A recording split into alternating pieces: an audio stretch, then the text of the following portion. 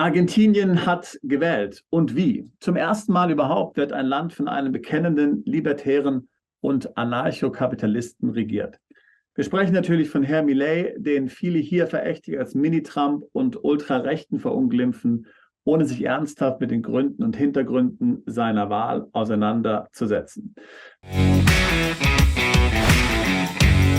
Nun, ich bin kein Libertärer, aber die österreichische Schule, zu der sich auch Milei bekennt, sagt mir trotzdem zu. Das ist Grund genug für mich, in diesem Video das Phänomen Milei näher zu beleuchten und einzuordnen. Und auch zu fragen, ob die Ereignisse in Argentinien Vorbote dessen sind, was auch in Europa passieren könnte. Der Präsident des Austrian Institute of Economics and Social Philosophy in Wien, der Schweizer Professor Dr. Martin Ronheimer, hat sich in einem Interview vor kurzem sehr ausführlich zu Milei, seinen libertären Überzeugungen und den Ursachen für seine Wahl geäußert. Aus diesem Interview möchte ich im Folgenden zitieren. Einen Link zu dem Interview packen wir in die Beschreibung. Fassen wir zunächst nochmal zusammen, wer eigentlich hinter der österreichischen Schule steht. Dr. Ronheimer sagt es wie folgt. Die großen Köpfe der österreichischen Schule waren Karl Menger, Eugen von Böhm-Bawerk, Friedrich von Wieser, danach Ludwig von Mises und Friedrich August von Hayek, der 1974 für seine Konjunkturtheorie den Wirtschaftsnobelpreis erhielt.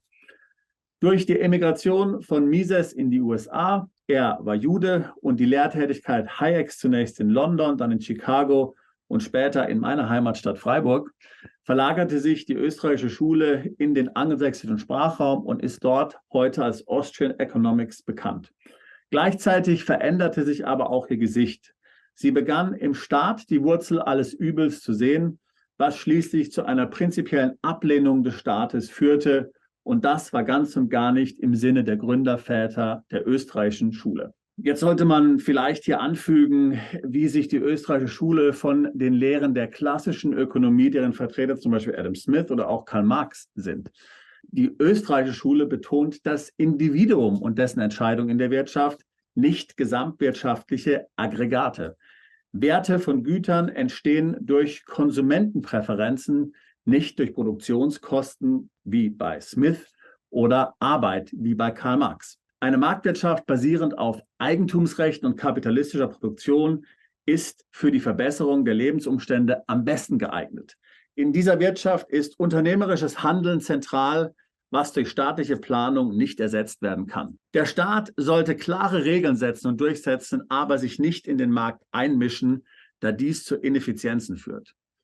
Liberale Staatsskepsis ist wichtig, um staatliche Macht zu begrenzen und Gewaltenteilung zu gewährleisten. Neuere Vertreter der österreichischen Schule in den USA neigen zum Anarchokapitalismus, zu dem sich ja auch Milei bekennt, und lehnen den Staat grundsätzlich ab. Ludwig von Mises sah den Staat als notwendige Institution und Sicherung der Freiheit und lehnte Anarchismus ab. Nun aber zurück zu Argentinien.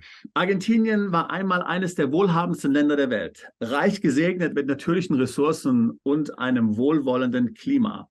Doch dann kam 1946 der General Perón an die Macht, den du vielleicht aus dem Musical Evita kennst. Evita Perón war nämlich seine Ehefrau. Dr. Ronheimer beschreibt Perón so.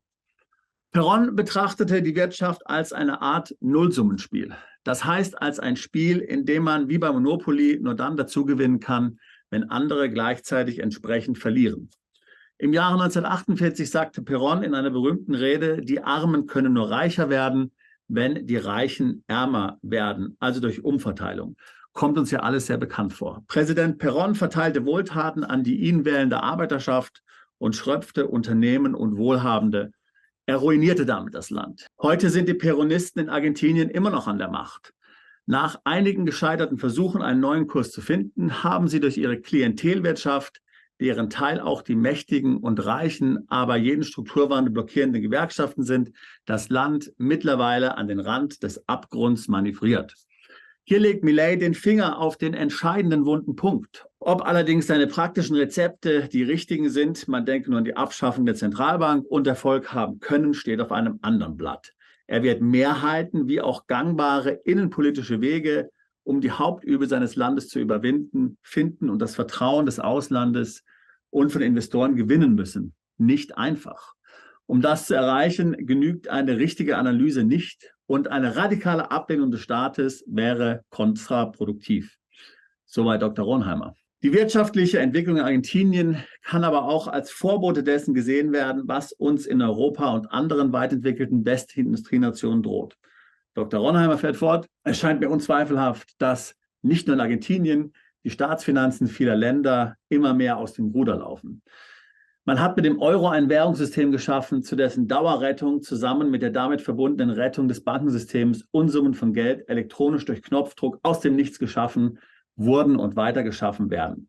Danach kam die Pandemie, dann die industriepolitischen Riesenprogramme der EU im Rahmen des Green Deal, ähnlich wie in den USA, durch das monopolistische Papiergeldsystem, das seit 1971 von jeder Verankerung in einem Warenwert Gold gelöst und damit maßlos geworden ist, die damit verbundene inflationäre Geldpolitik wie auch die massive Überschuldung der öffentlichen Hand, angetrieben durch die Verführung des billigen Geldes, wurde viel real existierender Wohlstand vernichtet und Innovation und Wohlstandszuwachs verhindert.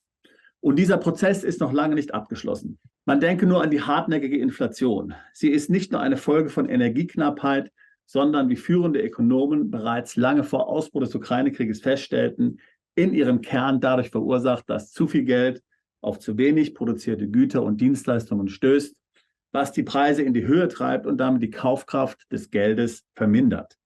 Das hängt auch mit dem Fachkräftemangel zusammen, der nun zusätzlich Löhne und Preise ansteigen lässt, sagt Dr. Ronheimer. Die niedrigen Zinsen ermöglichten es in den letzten Jahren vielen unproduktiven Unternehmen zu überleben, was die Produktivität und höhere Reallöhne verhinderte. Zudem führten sie zu einem inflationären Anstieg von Immobilien- und Aktienpreisen, was die Vermögensungleichheit vergrößerte.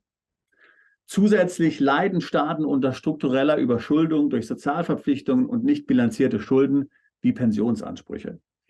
Unsere Sozialsysteme sind technisch bankrott. Gleichzeitig schwächt der Sozialstaat die Eigenverantwortung und untergräbt die demografische Basis der Rentensysteme. Dieses Problem ist noch nicht im öffentlichen Bewusstsein angekommen. Auch das Gesundheitssystem ist natürlich betroffen, da Ansprüche und Kosten stetig steigen. Eine Reform erfordert einen Mentalitätswandel und wird politisch schwer umsetzbar sein, weshalb das System möglicherweise scheitern wird. Dr. Ronheimer erläutert, wir tanzen noch immer wie die Passagiere der Titanic, obwohl bereits das Wasser in den Schiffsrumpf eindringt. Der Tanz wird so lange andauern, bis die Geldentwertung so weit fortgeschritten sein wird, dass, wie in Argentinien, das böse Erwachen beginnt. Oder aber wir treten in eine Phase der massiven finanziellen Repression mit infolge einer sich verfestigten Inflation, dauerhaft negativen Realzinsen, Kapitalverkehrskontrollen und so weiter ein, was auf Dauer mit enormen politischen Risiken verbunden ist und auch ökonomische Grenzen hat. Dass die argentinischen Bürger nun massenweise einen Mann wie Milei wählen und nicht einem Sozialpopulisten nachlaufen, zeigt eigentlich, dass sie bereits reifer sind als die Bürger der meisten europäischen Staaten, die statt mit den ihnen zur Verfügung stehenden demokratischen Mitteln gegen eine Politik der Verantwortungslosigkeit zu rebellieren, eben immer noch tanzen. Gerade in Deutschland ist diese Entwicklung besorgniserregend. Während Ludwig Erhard das Soziale der sozialen Marktwirtschaft noch immer im marktwirtschaftlichen Wettbewerb gesehen hatte, sehen wir heute das Soziale vor allem in Transferleistungen und Subventionen aller Art. Und deshalb wird auch sozial in sozialer Marktwirtschaft heute großgeschrieben. Im Laufe der Sozialdemokratisierung des Konzepts betrachtete man den sozialen Ausgleich als Korrektiv und Ergänzung einer ihrem Wesen nach gerade nach nicht als sozial empfundenen Marktwirtschaft. Für Erhard hingegen gehörte die Eigenschaft sozial zum Wesen einer echten und das heißt eben wettbewerblichen Marktwirtschaft. Die Folge dieser Umdeutung ist, die Kosten sind uns über den Kopf gewachsen, auch wenn das nicht zugegeben wird und es darüber kaum eine öffentliche Debatte gibt. Mit seiner Attacke gegen einen Sozialstaat, der wie in Argentinien die großen Massen des Mittelstandes und der Arbeiterschaft durch Transferleistungen und Subventionen von sich abhängig gemacht hat, scheint Milei die Eiterbeule eines geradezu übergriffigen Sozialstaates samt seiner korrupten Politikerkaste aufzustechen und für die Freiheit eine Lanze zu brechen. Milei wird vorwiegend von jungen Menschen gewählt. Bei uns kann die Politik Mehrheit nur noch mit Hilfe der Älteren und Rentner finden. Die Idee des modernen Sozialstaats hat vieles für sich, ist aber in der gegenwärtigen Form gescheitert. Ein Mann wie Milei stößt diese Diskussion dankenswerterweise an. Er mag zu radikal formulieren, aber etwas mehr Radikalität in solchen Fragen würde hier in Europa durchaus gut tun, um uns wieder auf das Prinzip der Subsidiarität zu besinnen. Und das heißt vor allem auf die Forderung, dass gerade die Bürger als Einzelne, aber auch gemeinschaftlich organisiert, für soziale und in diesem Sinne öffentliche Belange zuständig sind. Früher betätigte sich hier die Kirche an vorderster Front. Die Liberalen des 19. Jahrhunderts haben, wo sie konnten, der Kirche diese Aufgabe entzogen und damit leider, und das ist eine Kehrseite ihrer Verdienste, einen staatlichen Zentralismus gefördert, der die Kräfte der gesellschaftlichen Selbstorganisation entscheidend geschwächt hat.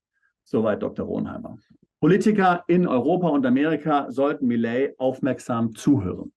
Auch wenn seine libertären Vorschläge extrem und politisch unpraktikabel sind, beruhen sie auf Einsichten, aus denen man viel lernen kann. Der freie Markt kann mehr Probleme lösen, als ihm zugestanden wird.